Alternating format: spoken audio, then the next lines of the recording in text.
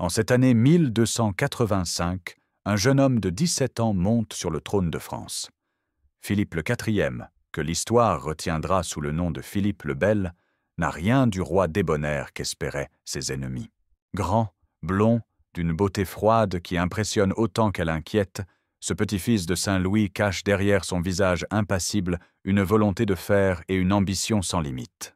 Dès ses premières années de règne, Philippe révèle sa véritable nature. Il ne gouverne pas, il calcule. Chaque décision, chaque alliance, chaque guerre répond à un plan minutieusement orchestré. Son objectif ? Faire de la France la première puissance d'Europe, quitte à écraser tous ceux qui se dressent sur sa route. Le roi s'entoure de conseillers redoutables, des hommes qui partagent sa vision impitoyable du pouvoir. Guillaume de Nogaret, son principal ministre, est un juriste brillant doublé d'un manipulateur hors pair. Pierre Flotte, son chancelier, manie la diplomatie comme une arme. Enguerrand de Marigny contrôle les finances du royaume avec une poigne de fer. Ces hommes forment avec Philippe une machine de guerre politique d'une efficacité redoutable. Mais le véritable génie de Philippe le Bel réside dans sa capacité à présenter ses coups de force comme des actes de justice divine. Quand il s'attaque à ses ennemis, ce n'est jamais par ambition personnelle, mais toujours pour défendre la foi, protéger le royaume ou servir les intérêts de ses sujets. Cette rhétorique soigneusement construite lui permet de justifier les pires excès. Le roi comprend très tôt que l'argent est le nerf de la guerre. Ses campagnes militaires, ses projets architecturaux, sa diplomatie coûtent une fortune.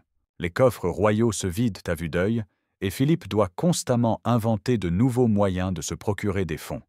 Il taxe le clergé, manipule la monnaie, emprunte aux banquiers italiens. Mais ces expédients ne suffisent plus. C'est dans ce contexte que Philippe porte son regard sur l'ordre du Temple. Ces moines soldats ont accumulé une richesse considérable au fil des décennies. Leurs commanderies parsèment l'Europe, leurs coffres regorgent d'or, leurs terres s'étendent sur des milliers d'hectares. Plus tentant encore, ils jouissent d'une totale indépendance vis-à-vis du pouvoir royal, ne relevant que du pape. Pour Philippe, cette situation est intolérable. Aucune force ne peut échapper à son contrôle dans le royaume de France. Les Templiers représentent un État dans l'État, une puissance autonome qui nargue l'autorité royale. Leur richesse insulte la pauvreté du trésor royal, leur indépendance défie la toute-puissance qu'ils revendiquent. Le roi commence à observer l'ordre avec l'attention du prédateur qui étudie sa proie. Il note leurs habitudes, analyse leurs faiblesses, cherche les failles qui lui permettront de frapper. Car Philippe le Bel ne laisse jamais rien au hasard. Quand il décide de détruire un ennemi, c'est toujours avec une stratégie parfaitement élaborée. L'ordre du Temple de Salomon naît en 1119 dans les ruines fumantes de Jérusalem. 9 chevaliers français, menés par Hugues de Pins, prononcent des vœux de pauvreté, de chasteté et d'obéissance. Leur mission ? Protéger les pèlerins sur les routes de Terre Sainte. Ces hommes s'installent sur l'emplacement du temple de Salomon, d'où leur nom de Templiers. Très rapidement, l'ordre connaît un développement fulgurant. Les nobles européens affluent pour rejoindre ses rangs, attirés par l'idéal de chevalerie chrétienne qu'il incarne. Les donations pleuvent de toute la chrétienté. Terres, châteaux, rentes, les Templiers accumulent les richesses avec une efficacité remarquable. En 1139, le pape Innocent II accorde à l'ordre un privilège inouï, la totale indépendance vis-à-vis des pouvoirs locaux. Les Templiers ne relèvent plus que de Rome, échappent aux taxes royales, aux juridictions seigneuriales, aux pressions politiques. Ils deviennent un État transnational, présent dans toute l'Europe, mais soumis à aucun roi. Cette indépendance leur permet de développer un empire économique sans précédent. Les Templiers inventent les lettres de crédit, ancêtres des chèques modernes. Un pèlerin peut déposer de l'argent dans une commanderie de France et le retirer en Terre Sainte, moyennant une commission. Ils prêtent au roi, financent les croisades, gèrent les trésors royaux. Leurs commanderies se multiplient à travers l'Europe. En France, ils possèdent plus de 3000 établissements. Chaque commanderie fonctionne comme une exploitation agricole moderne, avec ses terres, ses moulins, ses fours, ses ateliers. Les revenus affluent vers la maison mère de Paris, transformant l'ordre en puissance financière de premier plan. Mais cette réussite éclatante cache des failles profondes. Les Templiers se coupent progressivement du monde extérieur, développent leur propre code, leurs propres rituels. Leur initiation se déroule dans le plus grand secret, alimentant les rumeurs les plus folles. Que font exactement ces moines soldats lors de leurs cérémonies nocturnes? Le mystère qui entoure l'ordre attise les jalousies et les suspicions. Les nobles voient d'un mauvais œil ces roturiers enrichis qui défient leur autorité. Les clercs séculiers supportent mal l'exemption fiscale dont jouissent les Templiers. Le petit peuple murmure contre ces moines qui accumulent les richesses tout en prêchant la pauvreté. Plus grave encore, l'ordre perd progressivement sa raison d'être. La chute d'Acre en 1291 marque la fin des États latins d'Orient. Les Templiers se replient sur Chypre, mais leur mission de protection des pèlerins n'a plus de sens. Que peut bien faire un ordre militaire quand il n'y a plus de guerre à mener? Cette crise d'identité fragilise considérablement l'ordre. Les Templiers cherchent de nouveaux objectifs, parlent de reconquérir la Terre Sainte, évoquent des projets de croisade contre les Turcs. Mais ces rêves de grandeur sonnent creux face à la réalité politique de l'époque. Jacques de Molay, élu grand maître en 1292, incarne parfaitement ces contradictions. Cet homme de 60 ans, originaire de Franche-Comté, a passé sa vie en Orient. Il connaît parfaitement les rouages de l'ordre, sa puissance comme ses faiblesses. Mais il refuse obstinément de voir que le monde a changé, que l'époque des croisades touche à sa fin. Au début du XIVe siècle, deux hommes incarnent des visions opposées de l'Europe chrétienne. D'un côté Philippe le Bel, roi de France, partisan d'une monarchie absolue centralisée.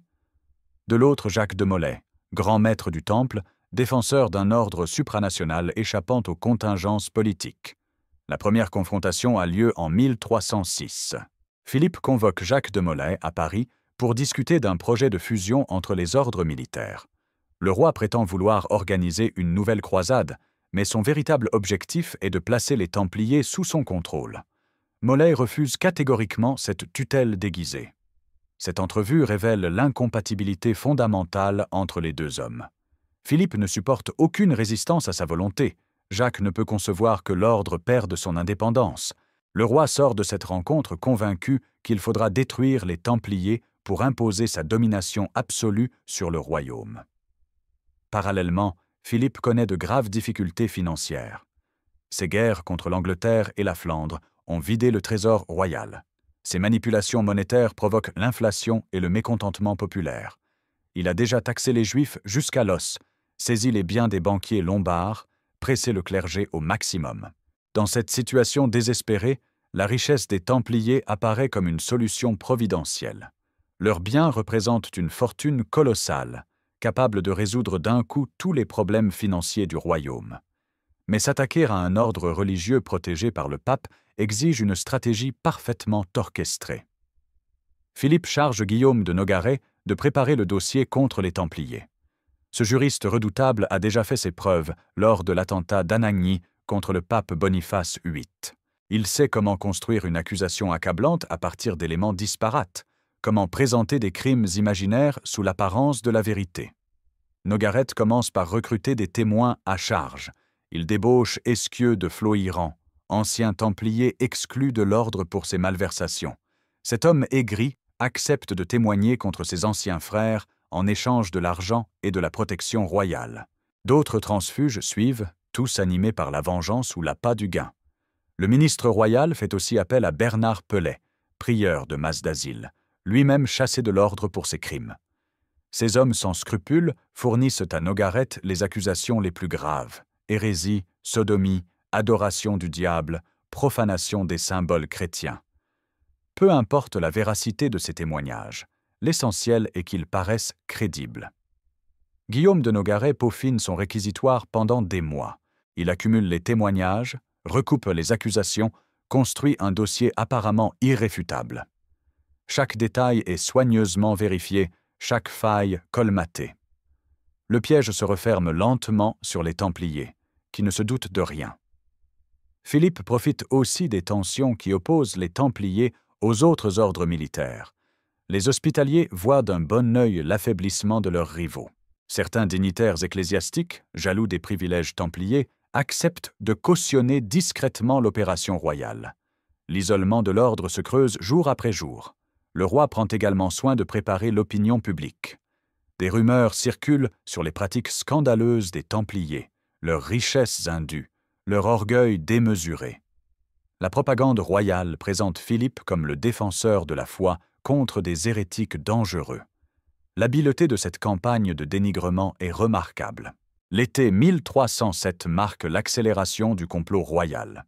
Philippe le Bel a désormais entre les mains tous les éléments nécessaires pour frapper les Templiers. Guillaume de Nogaret a constitué un dossier d'accusation apparemment irréfutable. Les témoins à charge sont prêts à témoigner, l'opinion publique est préparée au scandale. Mais le roi sait qu'il ne peut agir seul contre un ordre relevant directement du pape. Il lui faut l'accord, ou au moins la neutralité de Clément V, élu pontife en 1305. Ce pape français, ancien archevêque de Bordeaux, doit théoriquement sa tiare à l'influence de Philippe. Le roi compte bien exploiter cette dette politique. En août 1307, Philippe rencontre secrètement Clément V à Poitiers. Les détails de cette entrevue restent mystérieux, mais ses conséquences sont évidentes. Le pape accepte d'ouvrir une enquête sur les Templiers. Cette caution pontificale donne à Philippe le feu vert qu'il attendait pour passer à l'action. Dès septembre, la machine royale s'emballe. Des ordres secrets partent vers tous les baillis et sénéchaux du royaume. Ils doivent préparer l'arrestation simultanée de tous les Templiers de France, mais dans le plus grand secret. Aucune fuite ne doit compromettre l'opération. La synchronisation doit être parfaite pour éviter que les chevaliers ne s'échappent ou ne cachent leurs trésors. Guillaume de Nogaret coordonne personnellement cette opération d'envergure. Il dresse la liste des commanderies à investir, répartit les forces entre les différentes provinces, prévoit l'interrogatoire des prisonniers. Chaque détail est minutieusement planifié pour que rien ne puisse échapper au contrôle royal. Le choix de la date révèle tout le cynisme de Philippe le Bel. Le vendredi 13 octobre 1307 tombe au lendemain de la fête de Saint-Denis, patron de la France. Cette coïncidence n'est pas fortuite. Le roi veut présenter son coup de force comme un acte patriotique, une défense de la France contre des traîtres cachés. Les derniers jours précédant l'arrestation voient l'activité gouvernementale atteindre son paroxysme. Les sceaux royaux apposent leur marque sur des centaines de mandats d'arrêt. Les huissiers préparent les actes de saisie des biens templiers. Les geôliers reçoivent l'ordre d'aménager leur prison pour accueillir plusieurs milliers de détenus. Jacques de Molay ne soupçonne rien de ce qui se trame. Le grand maître continue de résider au Temple de Paris, recevant les visiteurs, expédiant les affaires courantes. Il a même accepté de porter le poil aux funérailles de Catherine de Valois, belle-sœur du roi, quelques jours avant son arrestation. Cette confiance aveugle dans les intentions royales révèle à quel point les Templiers sont pris au dépourvu. La veille de l'opération, Guillaume de Nogaret fait ouvrir les plis scellés qui contiennent les ordres d'arrestation. Le texte, d'une violence inouïe, accuse les Templiers des crimes les plus abjects: hérésie, sodomie, adoration d'idoles, profanation de la croix. Tous les fantasmes de l'époque sont mobilisés pour justifier le coup de force royal. Dans la nuit du 12 au 13 octobre, les derniers préparatifs s'achèvent. Les soldats prennent position autour des commanderies, les huissiers vérifient leurs listes, les bourreaux préparent leurs instruments. À l'aube, plus de 3000 hommes vont être arrêtés simultanément dans tout le royaume. L'opération la plus spectaculaire du règne de Philippe le Bel peut commencer. La machine royale fonctionne avec une précision redoutable. Chaque rouage s'enclenche au moment prévu. Chaque acteur joue son rôle à la perfection. Cette coordination remarquable témoigne de l'efficacité de l'administration philippienne et du génie organisationnel de Guillaume de Nogaret. L'aube du 13 octobre 1307 se lève dans un silence trompeur sur le royaume de France. Dans quelques heures, l'un des coups de force les plus spectaculaires de l'histoire médiévale va se dérouler avec une précision chirurgicale. Philippe le Bel s'apprête à porter un coup mortel à l'ordre du Temple. À Paris, Jacques de Molay dort paisiblement dans sa chambre du Temple. Le grand maître ne se doute pas que des soldats royaux cernent déjà son domaine. Guillaume de Nogaret, arrivé avant l'aube, coordonne personnellement l'opération. Chaque issue est gardée, chaque fuite impossible. Aux quatre coins du royaume, le même scénario se répète avec une synchronisation parfaite. À Reims, Troyes, Orléans, Poitiers, Toulouse, les commanderies templières sont investies simultanément. Les baillis royaux brandissent leur mandat d'arrêt. Les soldats enfoncent les portes. Les huissiers dressent leurs inventaires. La surprise est totale.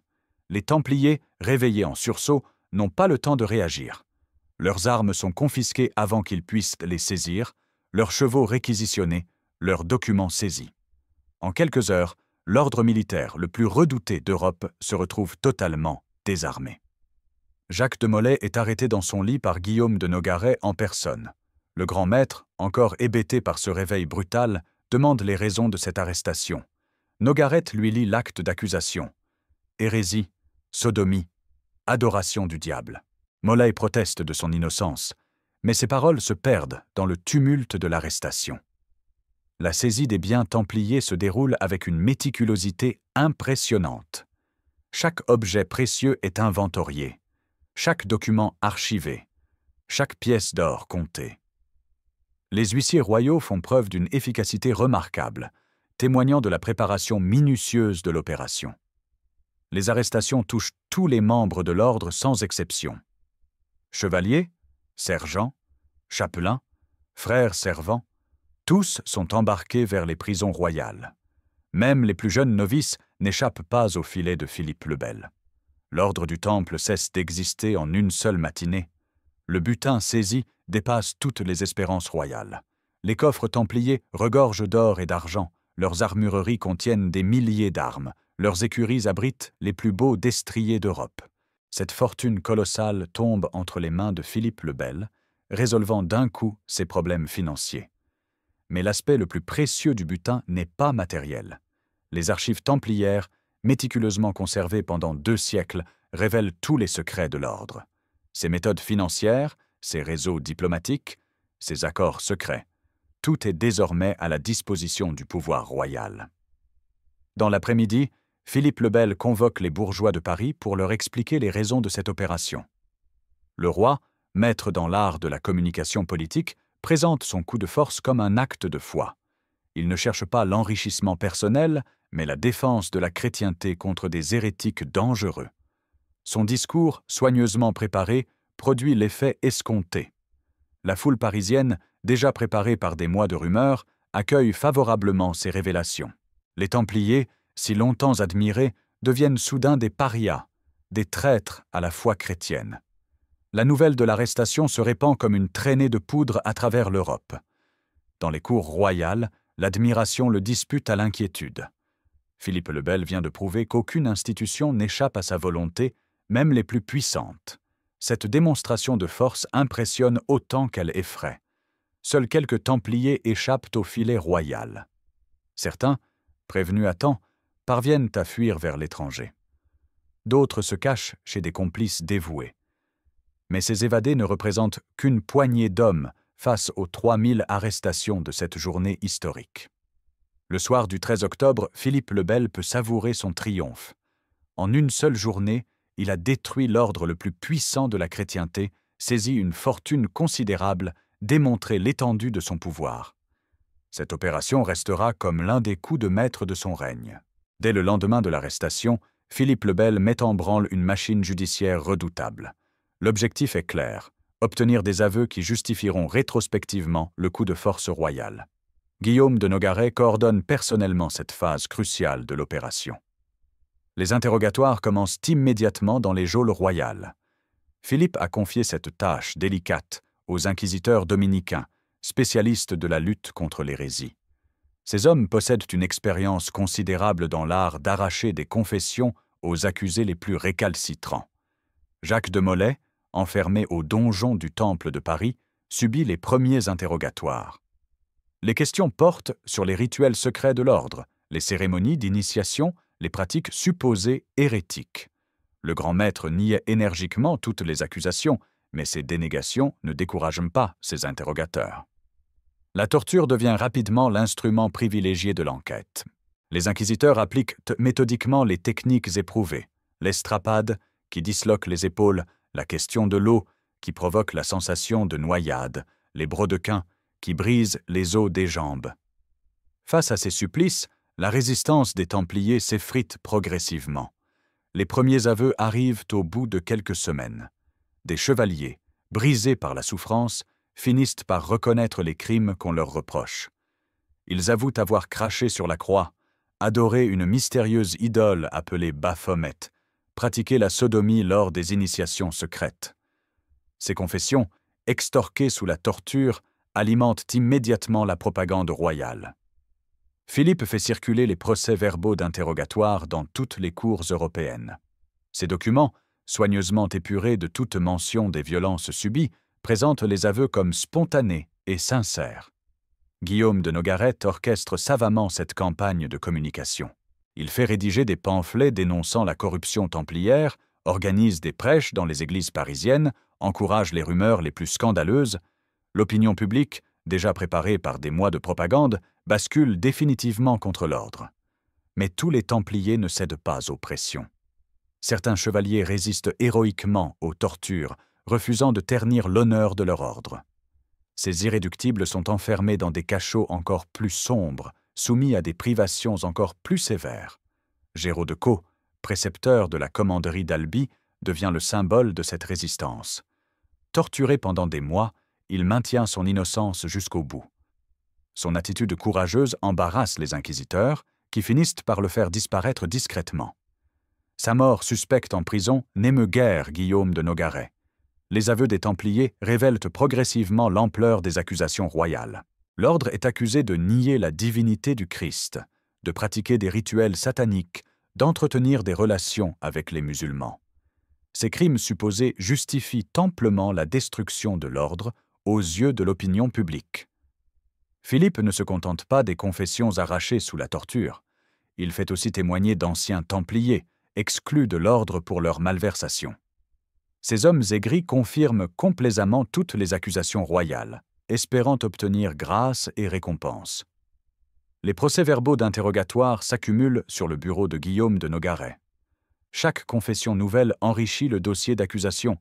Chaque détail sordide renforce la culpabilité apparente des Templiers.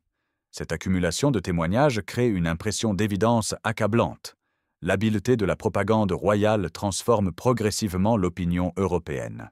Les Templiers, hier respectés pour leur courage et leur piété, deviennent des suppôts de Satan, des ennemis de la foi chrétienne. Cette manipulation de l'opinion publique constitue l'un des chefs-d'œuvre de Guillaume de Nogaret. Au printemps 1308, Philippe peut se féliciter des résultats obtenus. Des dizaines de Templiers ont avoué leurs crimes supposés. L'opinion publique soutient massivement l'action royale. Les cours européennes commencent à s'interroger sur leurs propres Templiers. La machine judiciaire a parfaitement rempli son rôle.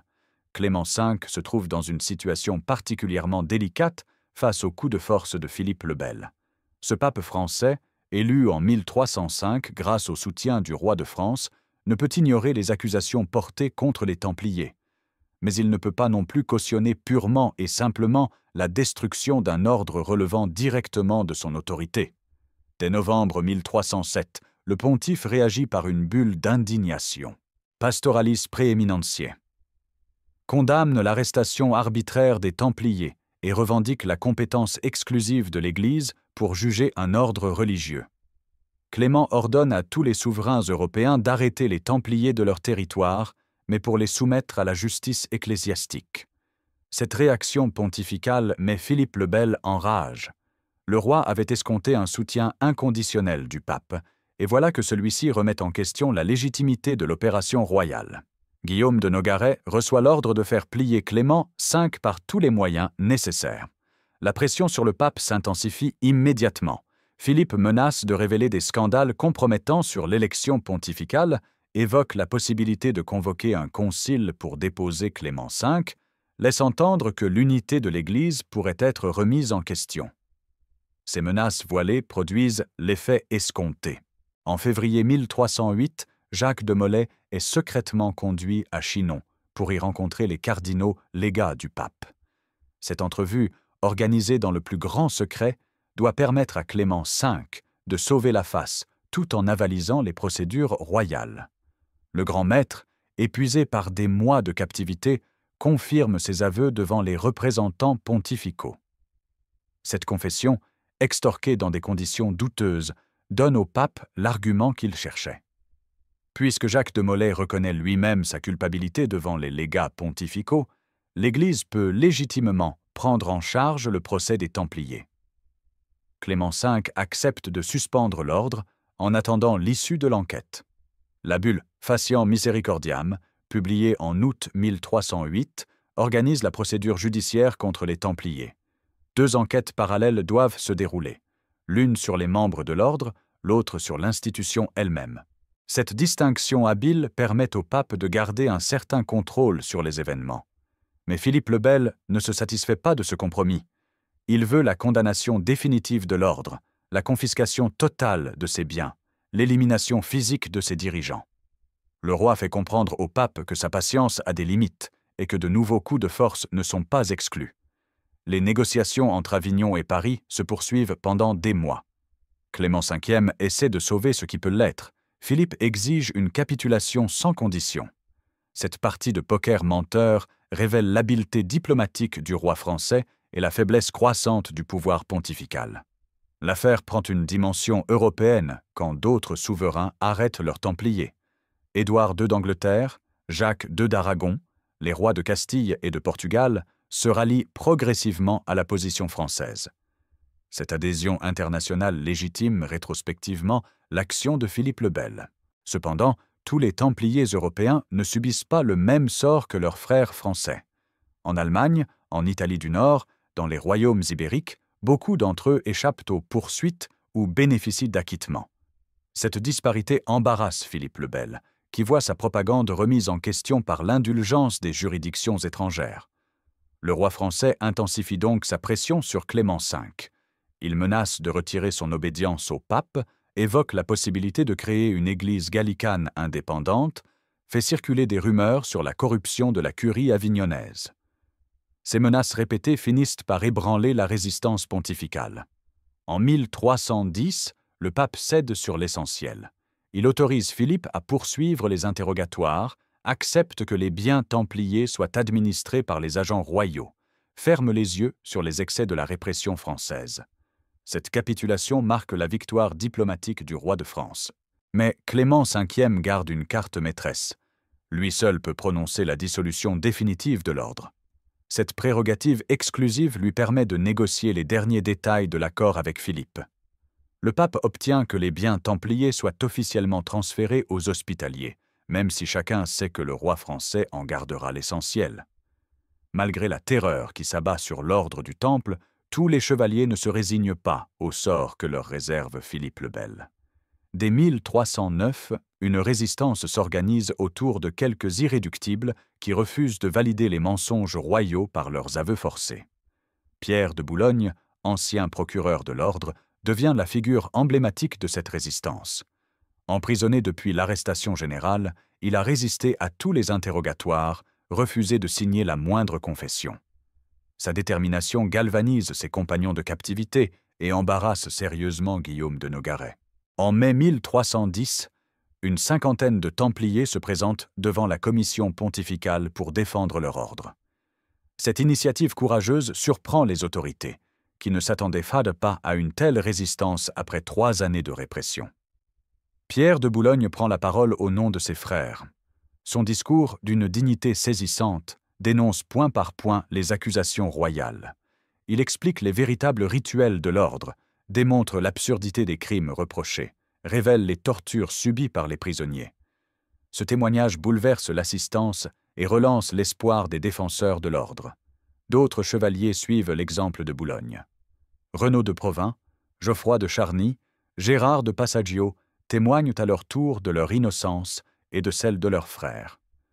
Leurs déclarations, d'une cohérence remarquable, contredisent formellement les confessions extorquées sous la torture. Cette résistance inattendue inquiète Philippe le Bel. Si les Templiers parvenaient à prouver leur innocence devant la commission pontificale, tout l'édifice accusatoire s'effondrerait. Le roi ordonne à Guillaume de Nogaret de faire cesser immédiatement ces témoignages gênants. La réaction royale ne se fait pas attendre. Philippe convoque un concile provincial à Sens, sous la présidence de l'archevêque Philippe de Marigny, son propre frère. Cette juridiction ecclésiastique, entièrement dévouée au roi, doit juger les Templiers qui persistent dans leur défense de l'ordre.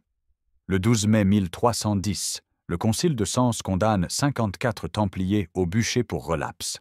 Ces hommes, qui avaient d'abord avoué sous la torture puis rétracté leur confession, sont considérés comme des hérétiques retombés dans l'erreur.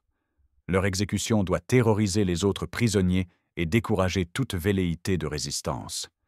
Pierre de Boulogne et ses compagnons sont brûlés vifs dans un pré près de la porte Saint-Antoine. Ils montent sur le bûcher en proclamant leur innocence et celle de l'ordre du Temple. Leurs dernières paroles, rapportées par les témoins, font une impression profonde sur la population parisienne. Ce massacre judiciaire produit l'effet escompté par Philippe le Bel. Les Templiers qui envisageaient de témoigner devant la commission pontificale renoncent à leur projet. La terreur a triomphé du courage, l'intimidation de la vérité. Plus aucun chevalier n'ose désormais défendre publiquement l'honneur de son ordre. Pourtant, quelques irréductibles persistent dans leur résistance clandestine. Dans leurs cellules, ils continuent de clamer leur innocence, de dénoncer les mensonges royaux, de maintenir vivante la mémoire de l'ordre. Ces hommes héroïques préservent l'honneur templier au prix de leur vie. Guillaume de Nogaret fait surveiller étroitement ces derniers résistants. Leurs conversations sont épiées, leurs gestes observés, leurs contacts contrôlés. Le moindre signe de rébellion est immédiatement réprimé par un durcissement des conditions de détention. Certains chevaliers tentent de faire parvenir des messages à l'extérieur pour alerter l'opinion européenne. Ces lettres clandestines, interceptées par les sbires de Nogaret, révèlent l'état d'esprit des prisonniers. Malgré leurs souffrances, ils gardent foi en leur mission et espèrent une intervention divine. La résistance templière, bien qu'étouffée par la terreur royale, aura marqué les esprits de l'époque. Ces hommes ont prouvé qu'il était possible de résister à la tyrannie, même dans les conditions les plus extrêmes. Leur sacrifice n'aura pas été vain. Il entachera à jamais la réputation de Philippe le Bel. En octobre 1311, Clément V ouvre solennellement le concile œcuménique de Vienne. Cette assemblée générale de l'Église doit statuer définitivement sur le sort de l'ordre du Temple. Philippe le Bel, accompagné d'une imposante délégation française, assiste personnellement au débat pour peser sur les décisions pontificales. Les discussions s'ouvrent dans une atmosphère tendue. Les prélats européens se divisent sur l'attitude à adopter face aux Templiers. Les évêques français, inféodés au roi, réclament la condamnation sans appel de l'ordre. Les représentants étrangers, plus nuancés, plaident pour un supplément d'enquête. Philippe le Bel ne supporte pas ces tergiversations. Le roi fait clairement comprendre au pape que sa patience touche à sa fin. Si le concile ne prononce pas la dissolution de l'ordre, la France pourrait bien retirer son obédience à Rome. Cette menace à peine voilée jette un froid sur l'assemblée conciliaire. Clément V se trouve pris entre deux feux. D'un côté, sa conscience lui interdit de condamner un ordre sans preuve formelle de sa culpabilité. De l'autre, sa position politique l'oblige à ménager le roi de France, dont dépend la stabilité de son pontificat. Cette situation inextricable paralyse ses décisions. Les débats s'éternisent pendant des mois sans qu'aucune majorité claire ne se dégage. Les partisans de la condamnation s'opposent aux défenseurs d'un non-lieu. Les modérés proposent des solutions de compromis. Cette cacophonie inquiète Philippe le Bel, qui voit son dossier s'enliser dans les discussions théologiques. En mars 1312, le roi français décide de forcer la décision pontificale. Il quitte ostensiblement Vienne avec sa suite, laissant entendre qu'il pourrait convoquer un concile national pour régler l'affaire templière sans Rome. Cette menace de schisme terrorise Clément V, qui cède immédiatement aux exigences royales. Le 22 mars 1312, le pape publie la bulle « Vox in excelso » qui supprime l'ordre du Temple.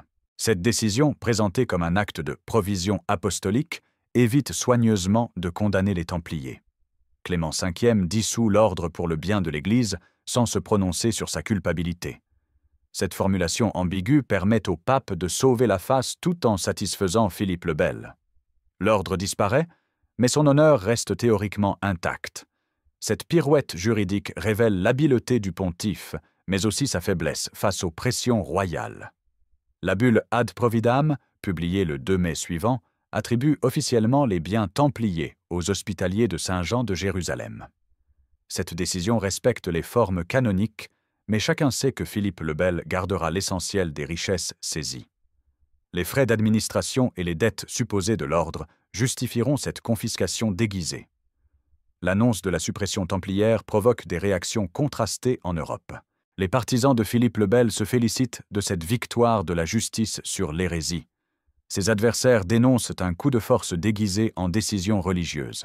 L'opinion publique, manipulée par des années de propagande, approuve majoritairement la décision pontificale. Jacques de Molay et ses compagnons apprennent leur sort dans leur cellule parisienne. Après 5 années d'emprisonnement, l'ordre auquel ils ont consacré leur vie n'existe plus.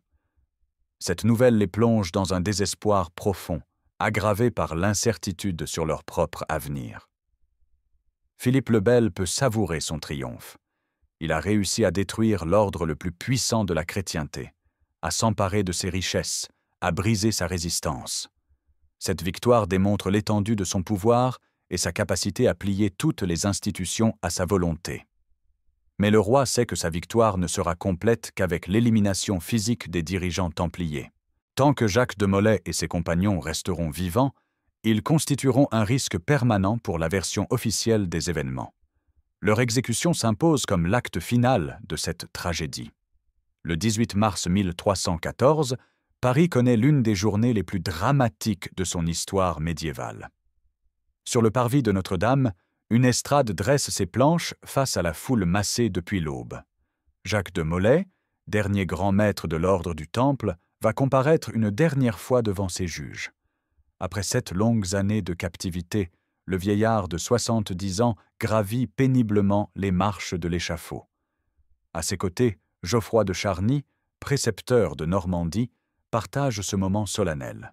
Ces 2 hommes incarnent les derniers vestiges d'un ordre jadis tout-puissant.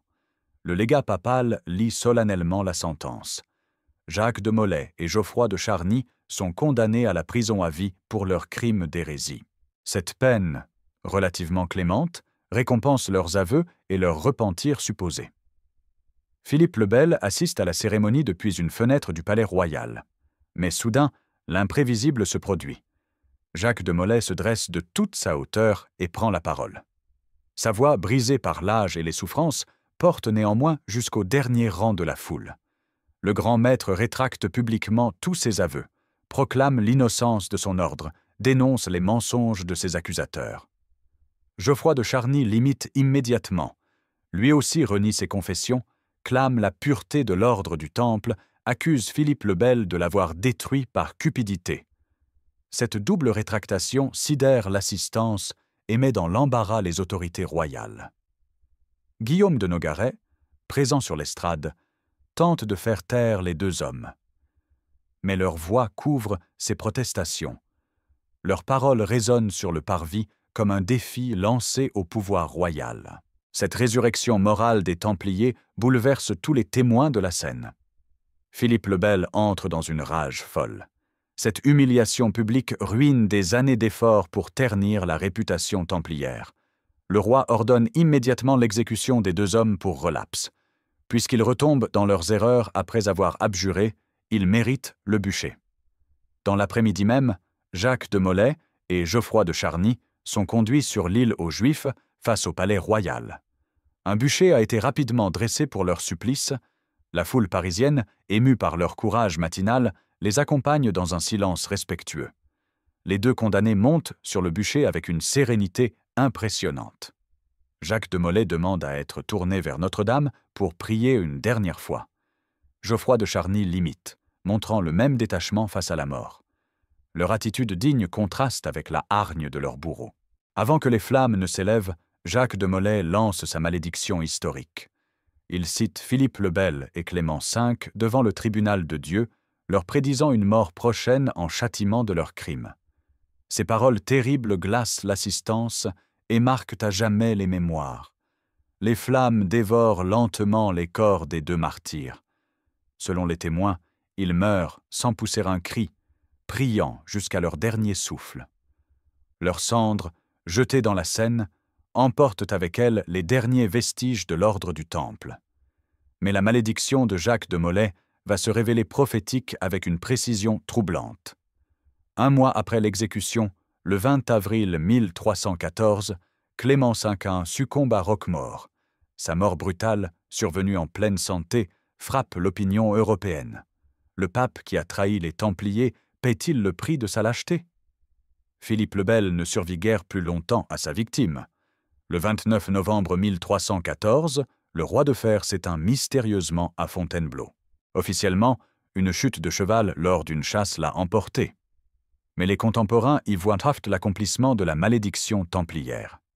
La disparition simultanée des deux principaux artisans de la destruction templière frappe les imaginations.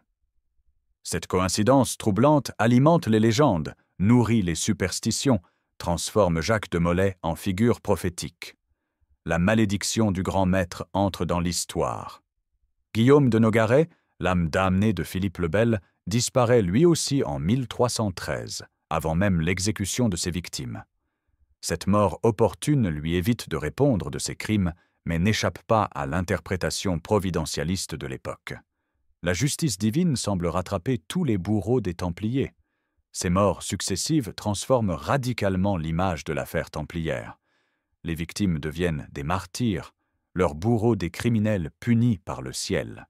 Cette inversion de perspective réhabilite progressivement la mémoire de l'ordre du Temple. La disparition de l'ordre du Temple provoque un véritable séisme dans l'Europe du XIVe siècle. Cette institution bicentenaire, pilier de la chrétienté militante, s'évanouit en quelques années sous les coups de Philippe le Bel. Les conséquences de cette destruction dépassent largement le cadre français. Sur le plan économique, la saisie des biens templiers enrichit considérablement la couronne française. Les terres, les châteaux, les rentes de l'ordre représentent une fortune colossale qui résout momentanément les problèmes financiers du royaume. Philippe peut financer ses guerres, ses constructions, sa diplomatie grâce à ce butin inespéré. Mais cette richesse mal acquise ne porte pas bonheur au royaume. Les successeurs de Philippe le Bel connaissent des difficultés financières permanentes, comme si la malédiction templière pesait sur les finances royales. Les guerres se multiplient, les défaites s'accumulent, les révoltes éclatent. La France entre dans une période de troubles durables. L'affaire templière révèle aussi la puissance nouvelle de la propagande royale. Philippe le Bel et Guillaume de Nogaret ont montré comment manipuler l'opinion publique, fabriquer des preuves, présenter le mensonge sous l'apparence de la vérité. Cette technique moderne fait école dans toutes les cours européennes. Les autres ordres militaires tirent les leçons de la catastrophe templière. Les hospitaliers, officiellement bénéficiaires des biens saisis, comprennent qu'il faut désormais composer avec les pouvoirs temporels. L'indépendance absolue des Templiers a causé leur perte. Mieux vaut une soumission relative qu'une destruction totale. La papauté sort considérablement affaiblie de cette épreuve. Clément V a montré que Rome pouvait céder aux pressions politiques, sacrifier ses protégés aux intérêts des puissants. Cette capitulation encourage les souverains européens à défier l'autorité pontificale, accélérant le déclin du pouvoir papal. L'installation de la papauté en Avignon, contemporaine de l'affaire templière, symbolise cette dépendance croissante de l'Église vis-à-vis de la France. Les papes avignonnais, tous français, peinent à faire oublier leur soumission au roi capétien. Le prestige de Rome ne s'en remettra jamais complètement. Sur le plan militaire, la disparition des Templiers prive la chrétienté d'une force de frappe considérable. Ces soldats d'élite, rompus aux combats orientaux, constituaient l'épine dorsale des armées croisées. Leur absence se fait cruellement sentir lors des dernières tentatives de reconquête de la Terre Sainte. L'ordre teutonique, implanté en Europe orientale, profite indirectement de la chute templière. Les vocations militaires se reportent sur cette institution, qui devient la principale force chrétienne face aux païens baltes et slaves. Mais cette concentration géographique prive l'Occident d'une défense globale contre l'islam. Les royaumes ibériques, engagés dans la Reconquista, voient partir leurs Templiers vers d'autres ordres locaux. Les chevaliers de Calatrava, d'Alcantara, de Santiago recueillent cet héritage militaire. Cette continuité hispanique préserve l'esprit templier sous d'autres bannières. En Terre Sainte, les dernières possessions chrétiennes perdent leurs défenseurs les plus déterminés. Chypre, Rhodes, les comptoirs italiens du Levant se retrouvent privés des réseaux templiers. Cette faiblesse facilite l'expansion turque vers l'Europe occidentale. L'opinion publique européenne reste durablement marquée par l'affaire templière. Les méthodes employées par Philippe le Bel choquent même ses partisans, qui découvre l'étendue de la manipulation royale. Cette prise de conscience nourrit une méfiance croissante envers le pouvoir absolu. Les légendes templières naissent immédiatement après la destruction de l'ordre. Ces récits, colportés par les survivants et leurs sympathisants, transforment les chevaliers en gardiens de secrets mystérieux.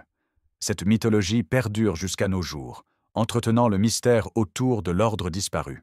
La malédiction de Jacques de Molay ne se limite pas aux morts de Philippe le Bel et Clément V.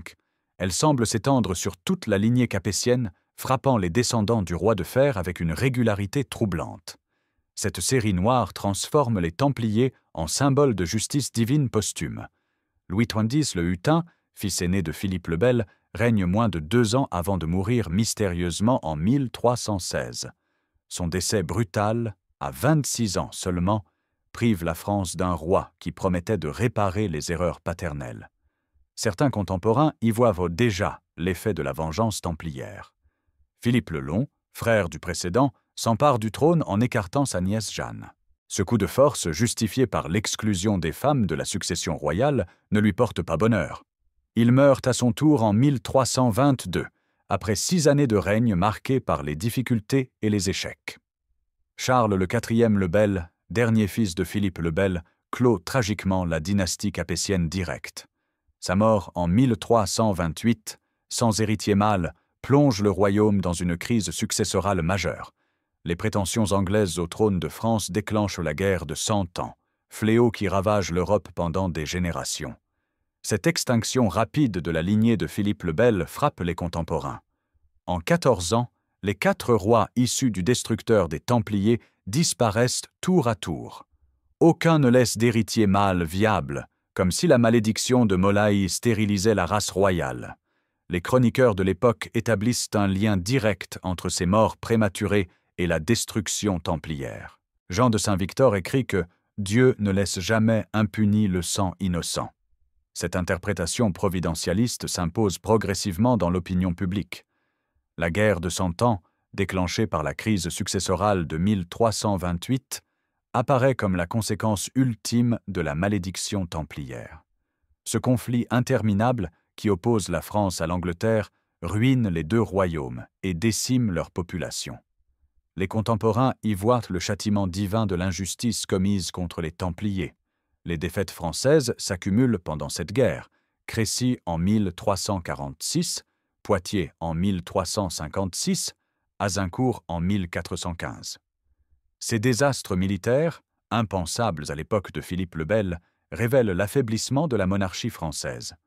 La malédiction templière semble poursuivre le royaume de ses effets dévastateurs. La captivité du roi Jean le Bon, fait prisonnier à Poitiers, constitue l'humiliation suprême pour la monarchie française. Ce descendant de Philippe le Bel subit le sort qu'avaient enduré Jacques de Molay et ses compagnons, l'emprisonnement par ses ennemis. Cette ironie du sort n'échappe pas aux contemporains. Charles V le Sage, petit-fils de Philippe le Bel, tente de conjurer la malédiction en réhabilitant discrètement la mémoire templière. Il fait célébrer des messes pour le repos de l'âme de Jacques de Molay, accorde des pensions aux derniers survivants de l'ordre. Ces gestes d'apaisement marquent un tournant dans l'attitude royale. Mais la folie de Charles VI, fils du précédent, relance les spéculations sur la malédiction templière. Ce roi prometteur sombre dans la démence à 24 ans, privant la France d'un leadership stable. Ces crises de folie, spectaculaires et récurrentes, terrorisent le royaume et alimentent les superstitions. La guerre civile entre Armagnac et Bourguignon, qui déchire la France pendant la folie royale, apparaît comme une nouvelle manifestation de la malédiction. Ces luttes fratricides affaiblissent le royaume face à l'envahisseur anglais, réalisant les pires prophéties des partisans templiers. L'occupation anglaise d'une grande partie de la France, au début du XVe siècle, marque l'apogée de la décadence capétienne. Le royaume de Philippe le Bel, jadis si puissant, se trouve réduit à quelques provinces dérisoires. Cette chute vertigineuse valide rétrospectivement la malédiction de Jacques de Molay. Il faudra l'intervention de Jeanne d'Arc, cette mystérieuse bergère lorraine, pour briser enfin le cycle maudit. Sa mission divine, présentée comme une réparation des crimes commis contre les Templiers, permet la reconquête du royaume.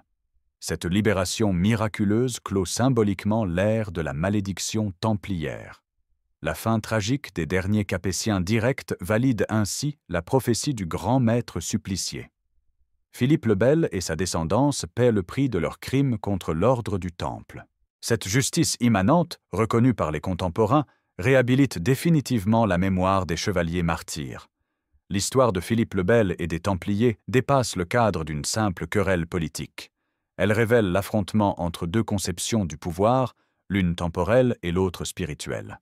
La victoire apparente du roi de France cache en réalité sa défaite morale et celle de sa lignée. Car l'histoire, juge suprême des actions humaines, a tranché. Les Templiers étaient innocents, Philippe le Bel coupable. Cette vérité établie par les siècles constitue la vraie malédiction du dernier grand maître de l'ordre du Temple.